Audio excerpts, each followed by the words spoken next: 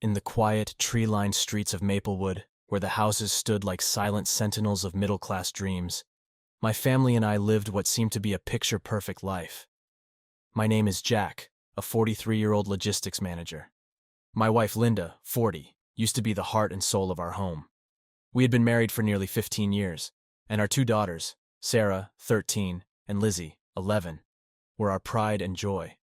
Linda had chosen to be a stay-at-home mom, dedicating herself to raising our girls and managing our household. Our home, a charming two-story house with a picket fence, was the envy of our friends and neighbors. It was the place where Linda's laughter echoed through the halls and where the aroma of her homemade meals filled the air. Life was good, or at least that's what I believed. Maplewood was a small town, the kind where everyone knew everyone else. Our lives were intertwined with those of our neighbors. We hosted barbecues in the summer, attended PTA meetings together, and shared countless cups of coffee while discussing the latest happenings in our community. Our social circle was tight-knit, and Linda, with her warm personality and keen sense of humor, was at the center of it all. In the evenings, after a long day at work, I would come home to the comforting routine of family dinners, homework sessions, and bedtime stories. Linda and I would often sit on the porch, enjoying the tranquility of our neighborhood, while the girls played in the yard. We talked about our dreams, our plans for the future, and the little things that made life beautiful. But beneath the surface of this idyllic life, cracks were beginning to form. Linda's behavior had started to change subtly.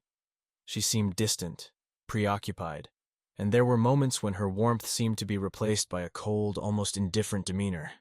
I tried to dismiss these thoughts, attributing them to the stresses of everyday life. Little did I know, these were the early signs of a storm that was about to upend our lives forever. It started with the little things, the subtle shifts that seemed insignificant at first, but gradually became impossible to ignore. Linda, once so attentive and involved, began to drift away emotionally. Our conversations, once filled with shared dreams and laughter, grew sparse and stilted. She spent more time on her phone, and her screen would light up with messages late into the night. Whenever I asked who she was texting, she would brush it off with a casual, "Just a friend." I wanted to believe her. Trust had always been a cornerstone of our relationship, and the thought of doubting her felt like a betrayal of that trust. But the changes in her behavior were hard to overlook. She started dressing differently, wearing clothes that were more revealing than her usual style. Her makeup, once reserved for special occasions, became a daily routine, and she started going out more frequently, claiming she needed time to herself. The real turning point came one Saturday evening. Linda had planned a night out with some friends, something she hadn't done in years. I encouraged her, thinking it would be good for her to relax and unwind. But as the night wore on, my anxiety grew. She didn't return until well past midnight, her face flushed and her breath smelling of alcohol. She stumbled through the door, and when I asked how her night was, she gave me a vague, almost dismissive answer. A gnawing feeling of unease settled in my gut. I tried to shake it off, telling myself I was being paranoid. But the doubts persisted, gnawing at the edges of my thoughts.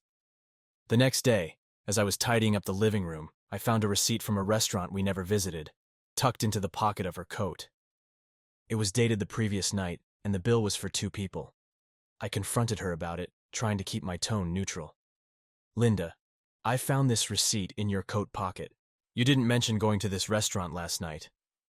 She looked at me with a mixture of irritation and indifference. "Oh, that. It was just a spontaneous decision. I bumped into an old friend, and we decided to grab a bite to eat." "An old friend?" I echoed, feeling a pang of jealousy and suspicion. "Who?" "Just someone from high school. You wouldn't know him," she replied casually, brushing past me to head upstairs. It wasn't just the nights out or the mysterious restaurant receipt. Linda's phone became another source of suspicion. She started guarding it closely, always taking it with her, even to the bathroom. Whenever a message came through, she would angle the screen away from me, her fingers moving quickly to respond before I could catch a glimpse. When I tried to ask her about it, she would roll her eyes and accuse me of being controlling. Despite my best efforts to maintain our usual routine, the tension was palpable. I could sense that something was fundamentally wrong, but without concrete evidence, I felt trapped in a limbo of doubt and suspicion. The love and trust that had once defined our marriage were slowly being eroded by an invisible force, and I felt powerless to stop it. My suspicions reached a breaking point one night when Linda received a phone call after dinner.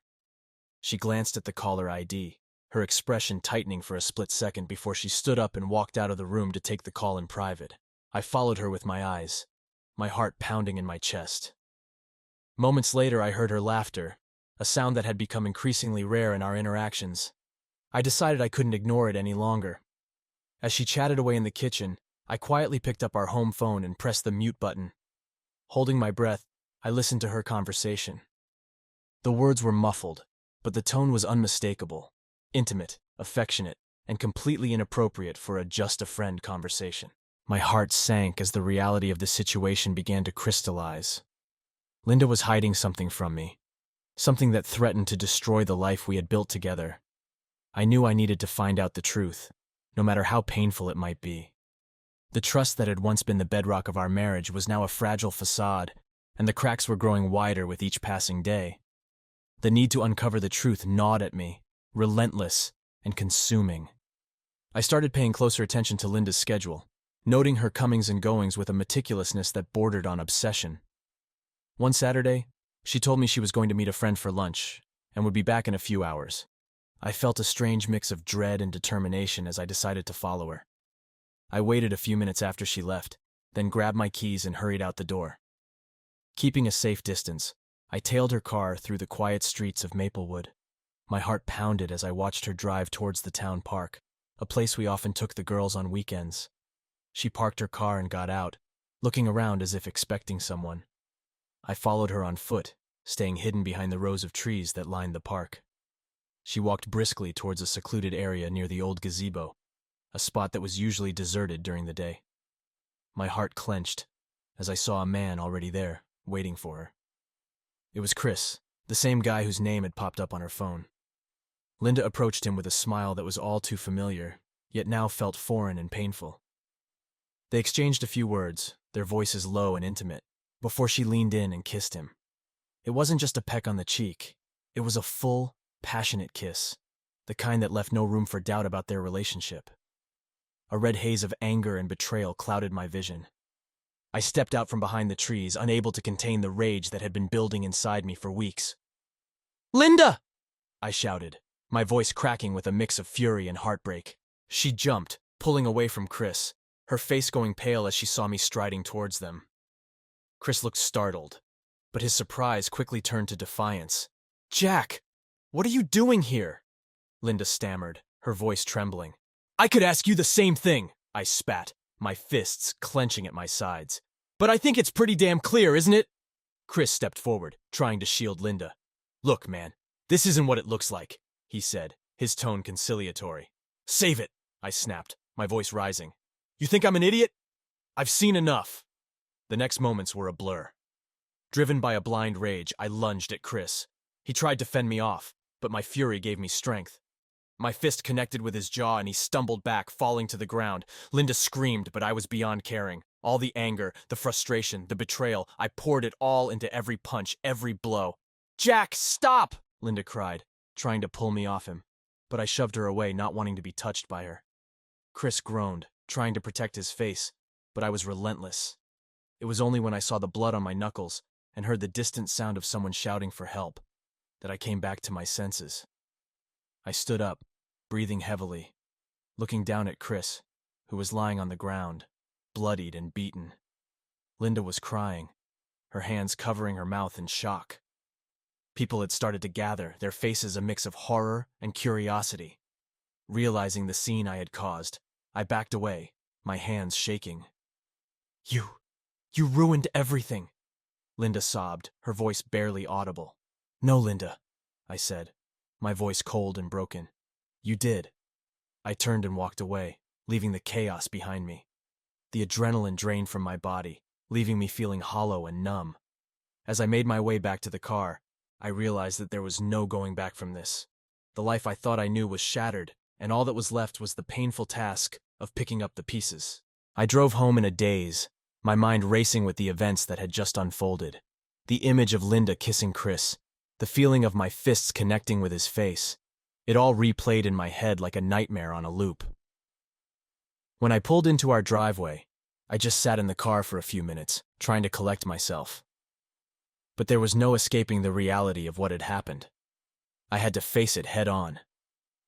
Linda wasn't home when I walked through the door. I wasn't sure if she was still at the park or had gone somewhere else to avoid the inevitable confrontation. I paced the living room, the adrenaline still coursing through my veins, making it impossible to sit still. Finally, the sound of the front door opening jolted me out of my thoughts. Linda stepped inside, her face tear-streaked and pale. She closed the door behind her and leaned against it, her eyes red from crying. "We need to talk," I said, my voice sounding more composed than I felt. "Jack, I'm so sorry," she began, but I cut her off. "Sorry?" I spat, the anger flaring up again. "You're sorry? You've been lying to me, cheating on me, and you think sorry is going to fix this?" She flinched at my words, but she quickly gathered herself. "It's not what you think, Chris and I. It was a mistake. I didn't mean for it to happen." "A mistake?" I echoed, incredulous. "Linda, you've been seeing him behind my back for months. That's not a mistake, that's a choice." She stepped forward, her hands outstretched as if to touch me, but I recoiled. "Jack, please. I know I've hurt you, but we can work through this. We can go to counseling, fix our marriage." I shook my head, the pain in my chest almost unbearable. "How can you say that? How can you even suggest that after what you've done?" Tears streamed down her face as she tried to explain herself. "I was lonely, Jack.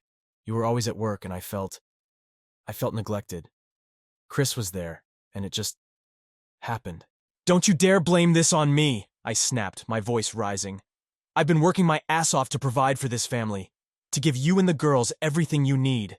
And this is how you repay me?" Linda sobbed, but there was a flicker of defiance in her eyes. "You don't understand, Jack. You've never understood.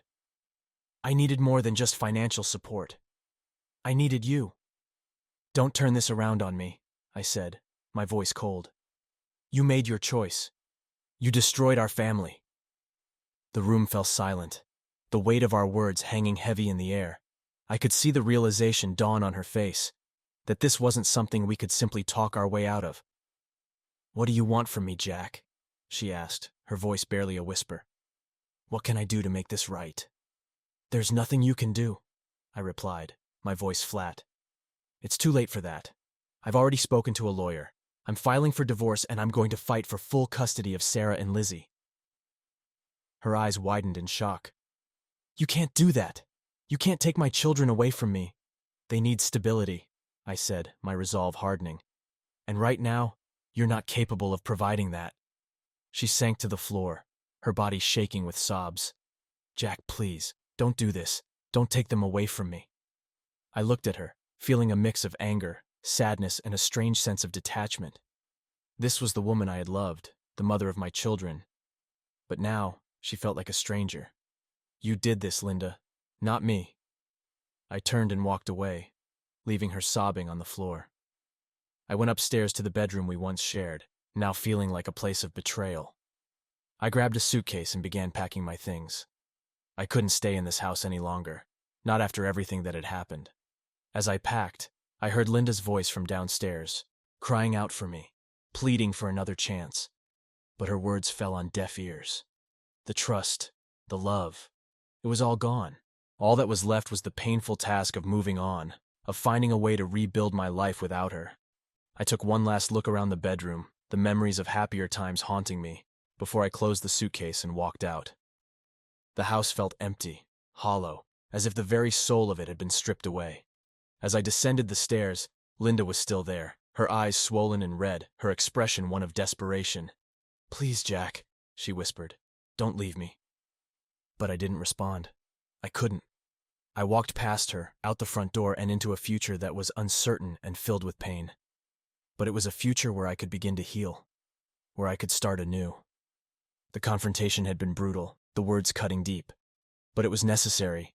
The chapter of my life with Linda was over, and it was time to face the next one, no matter how daunting it seemed.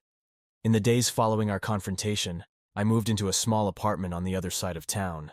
It wasn't much, but it was mine, a place where I could start to piece together my shattered life. I spent most of my time sorting through the logistics of the impending divorce, talking to lawyers, and trying to maintain some semblance of normalcy for Sarah and Lizzie. But beneath the surface, a storm of anger and betrayal raged. Every quiet moment was filled with thoughts of Linda and Chris, their betrayal, and the life I thought I had. It wasn't enough to just leave. I needed to do something more, to make them feel a fraction of the pain they had caused me. I started by digging into Chris's life.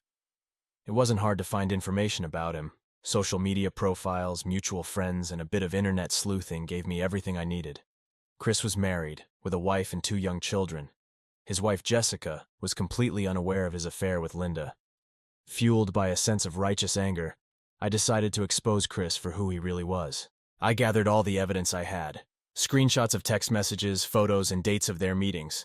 I compiled everything into a neat, damning package and sent it anonymously to Jessica. I didn't include any explanations, just the raw truth.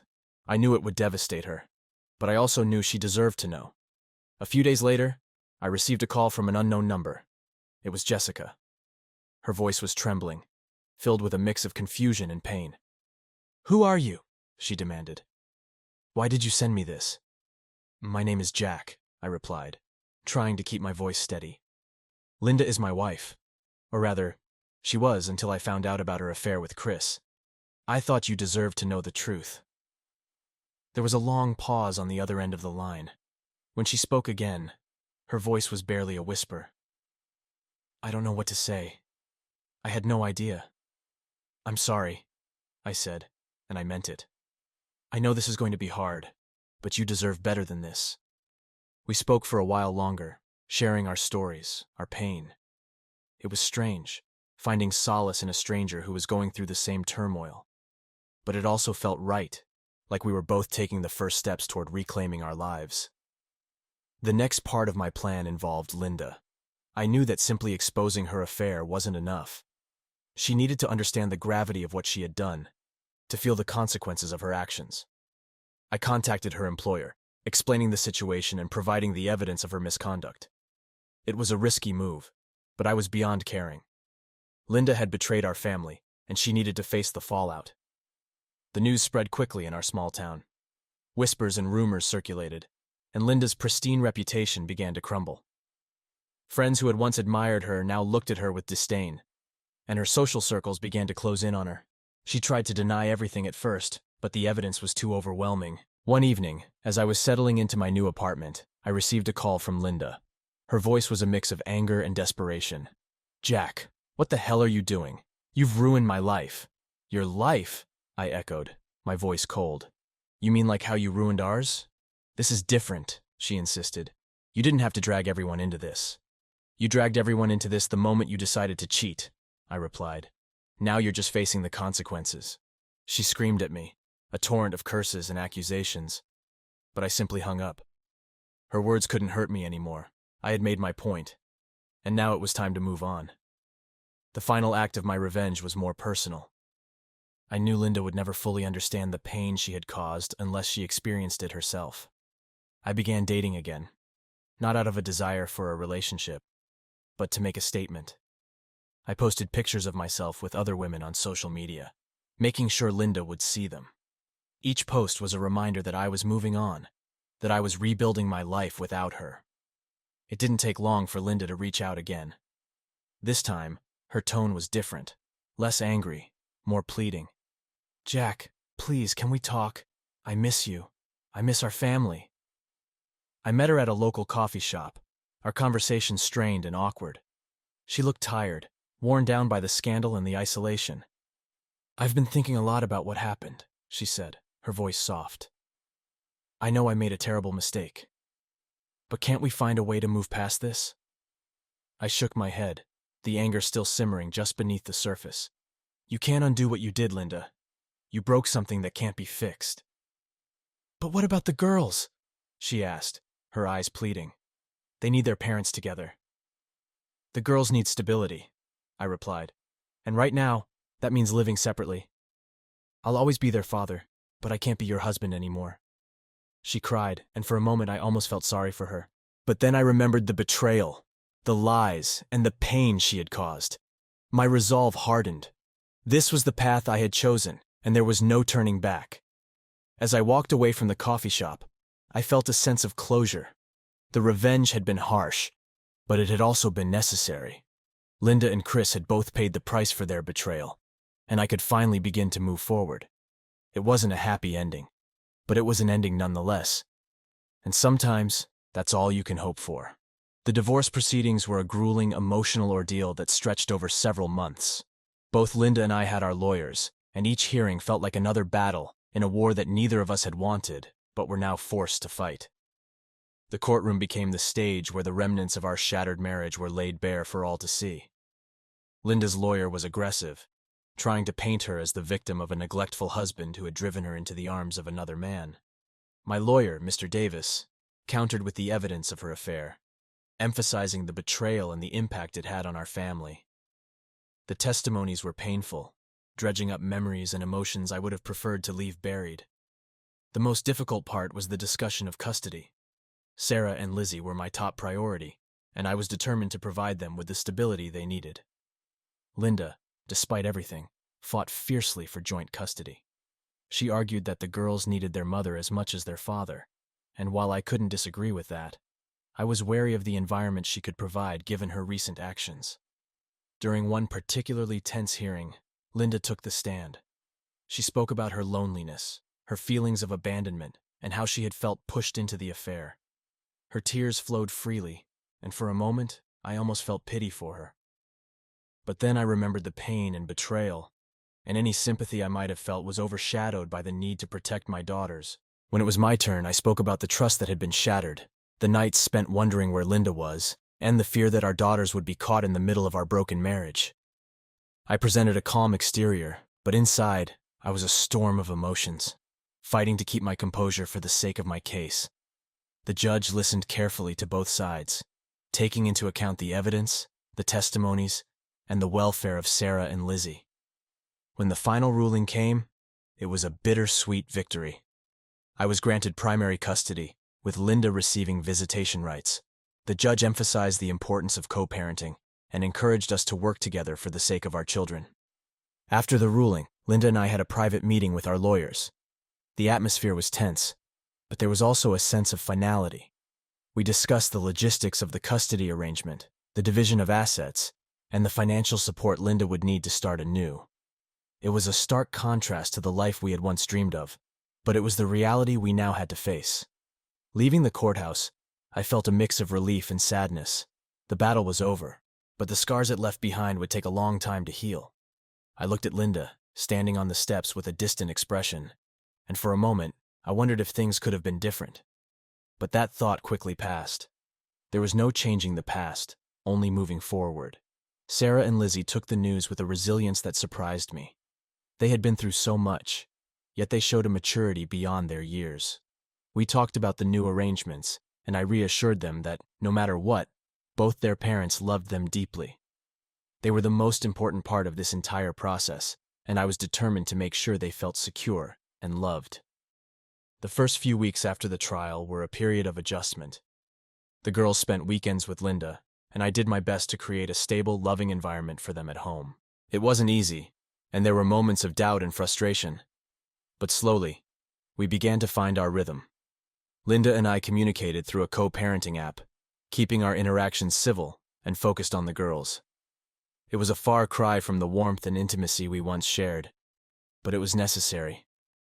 Every drop-off and pickup was a reminder of what had been lost, but also of the new life we were building.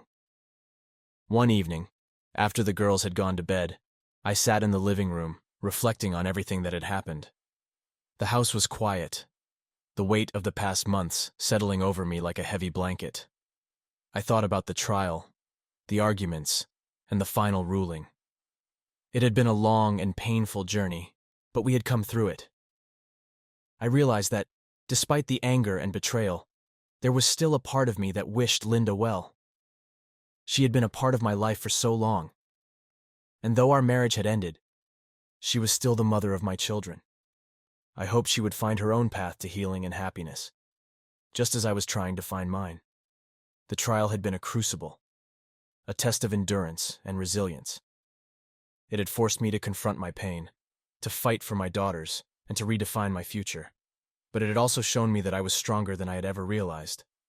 The road ahead was still uncertain, but I was ready to face it, one step at a time. With the trial behind us and the custody arrangement settled, life began to take on a new rhythm. Each day was a step away from the chaos and pain of the past, and a step toward healing and rebuilding. The girls adapted quickly to our new routine, finding comfort in the stability I worked hard to provide. Their laughter, their joy, became my anchors. My relationship with Sarah and Lizzie grew stronger. Without the constant tension that had plagued our home, we found new ways to connect. Weekends were filled with activities, trips to the park, movie nights, and board games. I even started helping out with their school projects, something I hadn't had time for before. It felt good to be present, to be the father they needed. One evening, as we were making dinner together, Sarah looked up at me and said, "Dad, you seem happier." Her words hit me hard, a poignant reminder of how far we had come. I smiled at her, ruffling her hair. "I am, sweetheart, and it's all because of you and Lizzie." Linda's visits with the girls were civil, and over time, we managed to find a way to co-parent effectively. It wasn't easy, and there were still moments of tension, but we kept our focus on what mattered most, Sarah and Lizzie's well-being. The girls spent every other weekend with Linda, and I used that time to take care of myself, to reflect and grow. One Saturday, while the girls were with Linda, I decided to revisit some old hobbies I had neglected over the years. Photography had always been a passion of mine, and I dusted off my old camera and went for a walk around Maplewood. Capturing the beauty of our town through the lens was therapeutic, a reminder that life still held moments of joy and wonder. During one of these photo walks, I ran into Jenna, an old friend from high school. We hadn't seen each other in years, and it was a pleasant surprise to reconnect. We chatted about old times, our lives since then, and eventually, the conversation turned to more personal topics. I told her about the divorce, the trial, and the challenges of starting over. Jenna listened with empathy and shared her own story of overcoming a difficult breakup. There was a mutual understanding between us, a shared recognition of the resilience it took to rebuild after a significant loss. We exchanged numbers, promising to keep in touch. As weeks turned into months, Jenna and I started spending more time together. We would meet for coffee, go for walks, and talk about everything under the sun. It was refreshing to have someone who understood, someone who made me laugh and feel at ease. Our friendship slowly blossomed into something more, and I found myself looking forward to our time together. One evening, after a particularly enjoyable dinner, Jenna looked at me and said, "Jack, you deserve to be happy. You've been through so much, and it's time you allowed yourself to move on."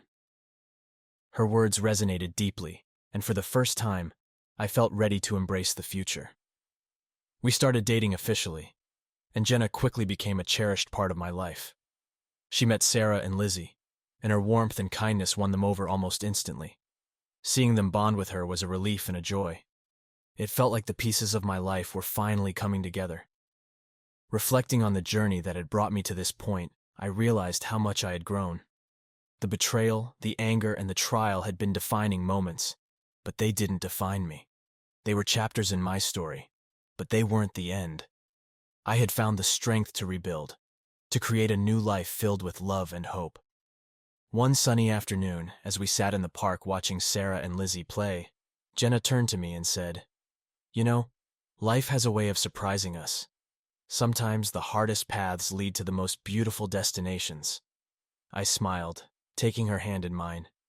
"You're right, Jenna, and I'm grateful for every step that led me here." As the seasons changed, so did my outlook on life. I had moved on from the betrayal and the pain, finding happiness in the simplest of moments. My relationship with Jenna continued to grow, and my bond with Sarah and Lizzie strengthened each day. Life after Linda was not just about surviving, it was about thriving. It was about finding joy in the everyday, about embracing new opportunities, and about recognizing my own worth. The journey had been long and difficult, but it had also been transformative. In the end, I learned that betrayal doesn't define you. How you respond to it does. I chose to rebuild, to find happiness, and to create a life that was not just a reaction to the past, but a celebration of the future. As I looked at Jenna and my daughters, I knew that the future was bright. The shadows of the past had finally receded, and in their place was a world full of possibilities. I had found love, happiness, and most importantly, myself. And so, with the sun setting on another beautiful day in Maplewood, I felt a deep sense of peace. The road ahead was uncertain, but it was also filled with hope, and that I realized was the most beautiful part of all.